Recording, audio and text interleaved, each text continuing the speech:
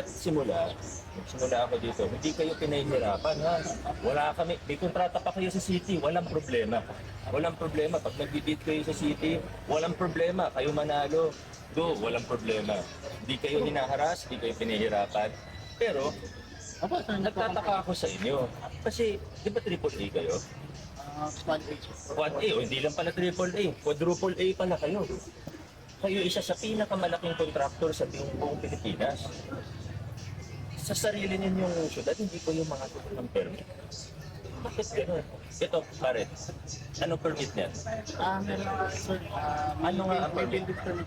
Meron building permit. Ilang floors yung in-apply niyo yung building permit? For Ilang floors yan, pare? sir, ito na rin for ano ng presyo. Ano una? Permit o construction? May permit na po. May building permit. So, kukuha ka ng permit na 4 floors, tapos magtatayo ka ng Hindi, sir. 3, Ito, 4, 5. Boss, hindi yan 6 stories ba yan? 7? 5 lang.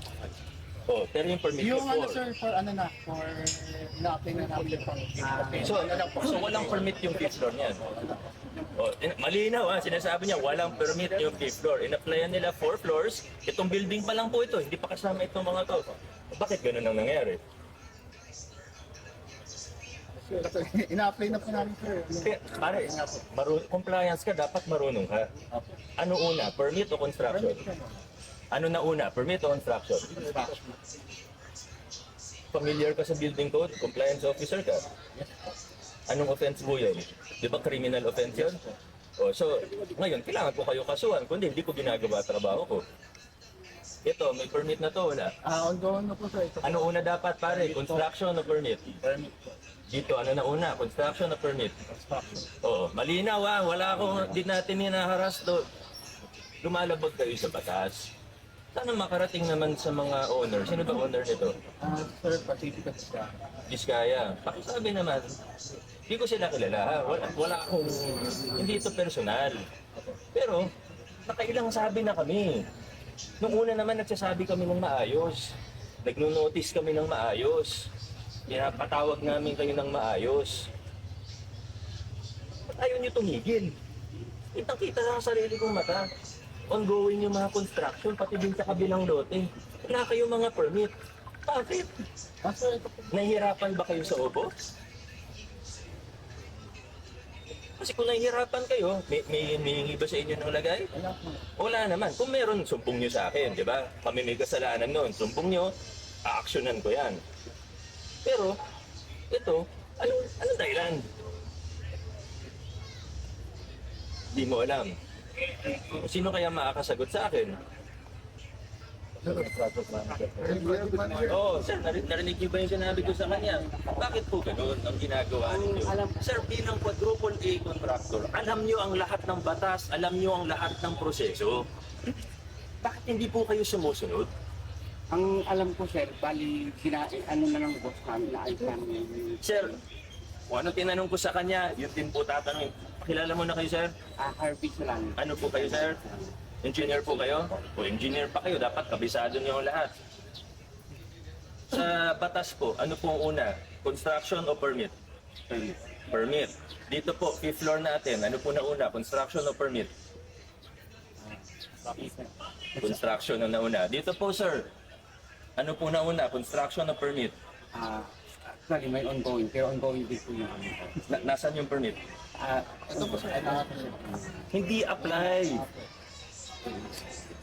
people. Actual permit ang pinag-uusapan natin. Sir, ganito po. Kung nag-apply kayo ng permit at nagkaroon kayo ng problema, pinahirapan kayo, mali yung proseso namin, sumbong niyo sa akin, ako mismo ang gawa ng aksyon. O kaya kasuhan niyo kami kung may mali talaga. Walang problema doon. Tama po yun. Pero, wala naman problema. Ayaw niyo lang sumunod sa batas, ay may problema tayo, sir. Hindi naman po pwede yun, engineer. Kasi malinaw na malinaw. Una, ang permit sa construction. Failure to comply, failure to get a permit bago mag-construction, hindi lang po yan basta bawal. Criminal offense po yan. Krimen po yan, sir. Bilang engineer, alam nyo po yan. Hindi po ako nag-iimbento dito. Alam nyo po yan. Ngayon, inaamin nyo sa akin na yung construction ng 5th floor hindi kasama sa permit ninyo. Ang construction sa buong lote na ito, walang building permit. Construction dun sa kabilang lote, wala ako nakikita ng building permit. Kasi dapat nakapaskil po yan. At inaamin ninyo na under process pa lang po siya. Yung dulo, ano pa lang po, demolition permit pero na. Demolition ba? Pero ito, construction, di naman demolition lang yan. Yung parking. Parking meron na rin dito. Ano na ba? Yan ang hindi ko maintindihan, engineer. Kasi quadruple A kayo. Hindi naman namin kayo pinahihirapan. In fact, sabi ko nga kanina kay ninyo, compliance officer, may kontrata pa kaya kayo sa LGU. Tanungin niyo yung mga gumawa sa rainforest, may kontrata kayo. Walang problema. Hindi namin kayo kinakaaway, hindi namin kayo hinaharas. Kahit na yun yung laging sinasabi ng owner ninyo, hindi totoo yun. Ang problema, hindi kayo pati yung mga waiting shed, wala naman permit yun eh. Illegal yung ginagawa ninyo. Kung legal kayo, walang problema. Kaso illegal yung ginagawa ninyo. Criminal offense ang ginagawa ninyo. Kaya may problema tayo. Naintindihan po ninyo, engineer. Makakarating po ba sa owner natin? Oo, wala ang problema eh. Kaso gumagawa kayo ng illegal. At hindi ko talaga maunawaan kasi bilang quadruple A contractor ko, bakit naman sa madaling i-comply, hindi nyo pa i-comply? Hindi ko maintindihan talaga. Ano kaya ang dahilan? Nasanay lang talaga na gano'n? Hindi naman po. Kasi yung ano, mga revisions po yung plano. Hindi po kasi ito yung nasa. Revision ng plano, wala pa nga. Nauuna yung construction nyo sa application eh. Wala naman excuse. Papagawa ako ng 4-story building. Kukuha ako ng permit, 4 stories. Okay naman. Tapos i-construct ko 5-6 floors. Ano yun? Kaya sumunod tayo sa batas. Lalo na ang malalaki dapat sumusunod sa batas. Tama excuse eh. Di naman mahirap. Negosyo nyo yan eh. Buti kung iba yung negosyo ninyo. Maintindihan ko ba? Baka hindi kabisado.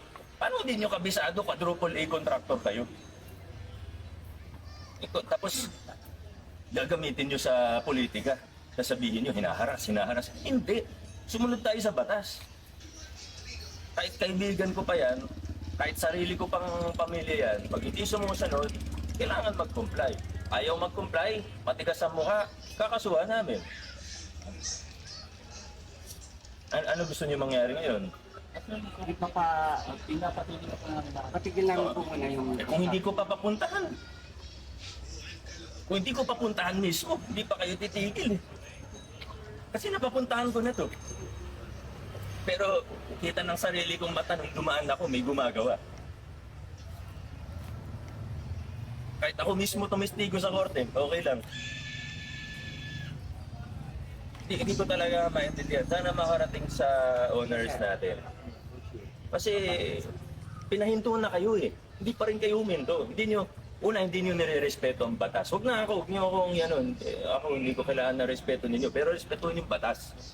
Pangalawa, ang pamahalaan natin. Kasi may notice na eh. Nasabihan na kayo. Buti kung patulog-tulog kami, hindi namin pinapansin. O sige, ibang kaso yun. Pero hindi. Sinabihan na naman kayo. Anyway, yun muna. Sana makarating sa owner natin. Wala tayong pinahihirapan. In fact, ako na nagsasabi, kung magkaroon kayo ng problema sa building official, kung lehitimo, legal, kumukuha kayo ng permit, nahirapan kayo, ako mismo tutulong sa inyo. Pero huwag kayo gumawa ng illegal. Maayos naman pagkaan. Naunawaan niyo po, ano? Sige, maraming salamat po. Thank you. Natayan ka Thank you lang mga mga mag-awat. kaibigan. Salamat. Napakinggan natin.